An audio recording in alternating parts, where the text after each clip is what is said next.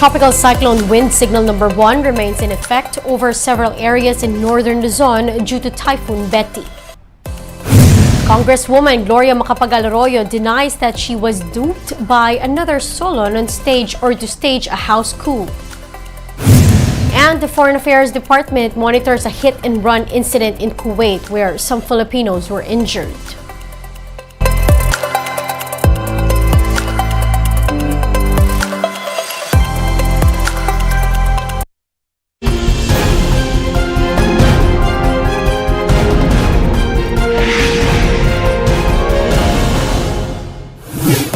Fast, focused, and fearless. Here's a roundup of stories we're watching now. I'm Riza Diaz. We begin the newscast with updates on Typhoon Betty. Pag-asa weather specialist Mr. Dan Villamil is joining us via Zoom. Sir Dan, good afternoon. Good afternoon and to our viewers here at One News. Sir Dan, so Betty has weakened and has slowed down. What are the causes of this, and is it possible still, sir, that Betty could intensify or re-intensify? Well, due to unfavorable conditions na kung nasaan itong si Betty ngayon, one of the factors is the intrusion or yung pagpasok ng dry air or to yung hangin sa sentro ng typhoon na ito. So that is one of the possible factors on why Betty weakened on the past few hours. And Betty will continue moving generally west-northwestward throughout the remainder of the forecast period before slowing down or decelerating over the seas of east of extreme northern Luzon. Sir Dan, what are the implications kapag mabagal ang bagyo? So one of the effects ng babagal yung bagyo ay kumbaga mas magtatagal yung epekto nito. So yung rain bands o yung direktang pag-ulan na palalakas na hangin ng bagyo ay mas matagal makaka-apekto sa isang lokalidad. And in this case, itong mga areas na extreme northern Luzon area. And sir, based on of course your track, anong areas po ba ang directly na maapektuhan ni Betty at kung kailan po to inaasahang tumama? Most of northern Luzon area, so the regions of Cagayan Valley, Cordillera, and Ilocos region, makakaranas po ng mga malalakas na pag-ulan ni Betty in the coming days. So with regards naman sa hangin na dala ni Betty, yung areas naman ng extreme northern Luzon, so that includes Batanes, Babuyan Islands, and yung northern portion ng mainland Cagayan. And as of now, may mga wind signal tayo nakataas sa mga ilang bahagi ng northern Luzon area, and possible magtaas po tayo ng signal number 2 in the next few hours and the next days in preparation sa paparating na bagyo. Sir, ang base po syempre sa inyo ring track, hindi po inaasahang mag-landfall si Typhoon Betty. Is that still accurate? Yes po, sa ngayon nanatiling maliit yung tsansa ng landfall or yung direktang pagtama sa ating kapuluan. Regardless if mag-landfall man ito or hindi, asan po natin malalakas na hangin na dala ni Betty dito sa extreme northern Luzon area sa mga susunod na araw. Kasi nakita nga po natin na downgrade na from super typhoon to typhoon itong si Betty. Pero gayon pa man, sir, kailangan pa rin maghanda. Opo, so kailangan pa rin po natin maghanda dahil nga with regards sa Betty, yung may mga malalakas na hangin nga siya and malalakas na ulan sa dala over northern Luzon. Samantalang sa western section naman ng ating bansa, yung mas magiging concern po natin ay yung pag-ira nitong hangin habagat southwest monsoon na hatakin or hilain nitong paparating na bagyo. So western section of southern Luzon and Visayas, especially po itong areas ng Mimaropa and Western Visayas, maghanda rin po tayo sa mga banta ng flash floods at landslides dahil naasan nga natin yung monsoon ring sa ganitong habagat sa mga susunod na araw. Sir, ito po ang pangalawang bagyong pumasok sa ating bansa ngayong taon. Dahil po ba sa El Nino, mas maaasahan natin na mas magiging malakas pa yung mga paparating na bagyo sa mga susunod na linggo o buwan? Well, for one, yung hindi pa po natin nararamdaman yung El Nino, usually magsaset in pa yan sa latter half of the year until next year. So, well, possible po na El Nino may effect rin yan sa kalakasan ng bagyo. Kasi usually pag sa ating El Nino episodes or El Nino phenomenon, mas lumalayo yung convection o yung pinamumuan na ating mga bagyo. So, kumbaga, mas malayong or mas malaking espasyo pa ng karagatan ng tatahakin ng isang bagyo para makapag-ipon ng lakas. Pero in this case, or in Betty's case po, hindi pa ito product ng El Nino. So usually nangyayari naman po ito sa mga buwan ng May. Yung mga bagyo pumapasok na ating area of responsibility, usually lumalapit yan sa atin and nagre-record pala yun na ating bansa. Alright, maraming salamat. That was Pag-asa Weather Specialist Mr. Dan Villamil. Meanwhile, local governments in northern Luzon gear up for the possible impact of Typhoon Betty. In Apari, Cagayan, authorities are continuously monitoring coastal areas as some residents are still seen at the seaside. Meanwhile, the local government of Solana has imposed a liquor ban. Over in Isabela, relief goods are being prepared for distribution. The local government has provided some 5,000 food packs, while the Social Welfare Department has pre-positioned 6,000 boxes. In Ilocos Norte, fishermen are securing their boats and other fishing equipment as sailing has been prohibited in the province. Some tourists have also decided to go back to their provinces. We'll be back with more stories after the break. Keep it here on One News.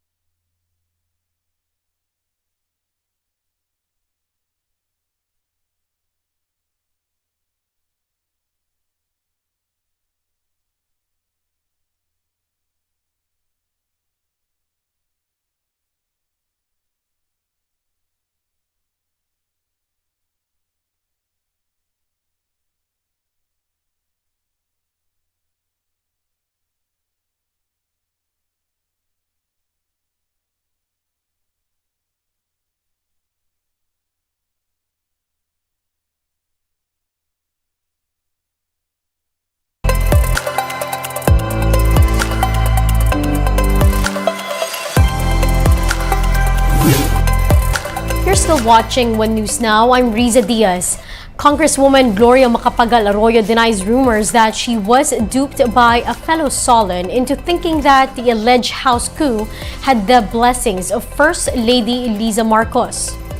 In a statement, Arroyo described the rumors as quote pathetic, adding those that spread it are the ones who are duping the Filipino people. Arroyo also noted her contributions in forming the administration tandem unit team, saying that she would never take any action to destroy it. Last week, reports surfaced about an ouster plot supposedly orchestrated by Arroyo against House Speaker Martin Romualdez, a cousin of President Bongbong Marcos.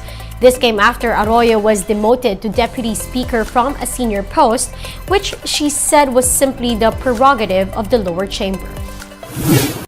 Some Filipino cyclists in Kuwait were hurt in a hit-and-run incident on Friday. At least 15 cyclists were reportedly injured, 11 of whom were brought to hospitals and 9 have been discharged. The victims are members of Bike Group Kuwait, which is a group of around 60 cyclists, and most of whom are Filipinos.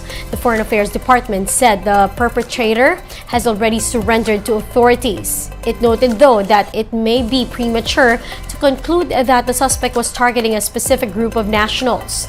The DFA said it is waiting for the result of the investigation.